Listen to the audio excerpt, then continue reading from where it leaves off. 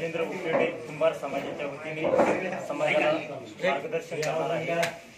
तर बाबासाहेब आंबेडकरांनी जो जनतेला संदेश दिला, शिका, संघटित व्हा, संघर्ष करा, तर आज आपण सर्वजण शिकलेलो आहोत, परंतु संघटित अजूनपर्यंत झालेलो नाही।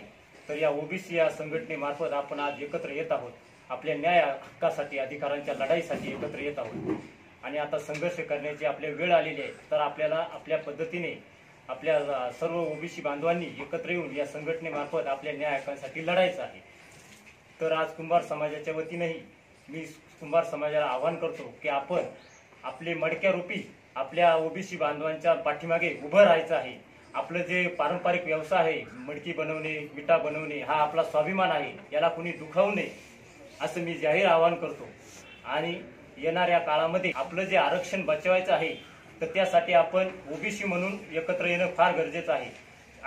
13व्या शतकापासून आपल्याला संतांची परंपरा वारसा लाभलेला आहे, त्याच्यासाठी आपण आपल्या संतांची काहीतरी वारसा म्हणून आपल्या समाजासाठी काहीतरी आपण आपल्या समाजासाठी ज्ञान देणं किंवा त्याच्यासाठी पाठिंबा देणं आपल्या ओबीसीच्या आरक्षणासाठी आज काळाची गरज आहे। तर कोतुळ येथील सभेमध्ये पांडे साहेबांनी हे ओबीसी कुंभार समाजाला मार्गदर्शन केलं, त्यामध्ये त्यांनी कुंभार समाजही बरोबर आहे, खरोखर आमचा कुंभार समाजही मडके घेऊन तुमच्या सोबत कधीही उभा राहायला तयार आहे। आमचे मडके कधी जातीवाद करत नाही, कधी भेदभाव करत नाही।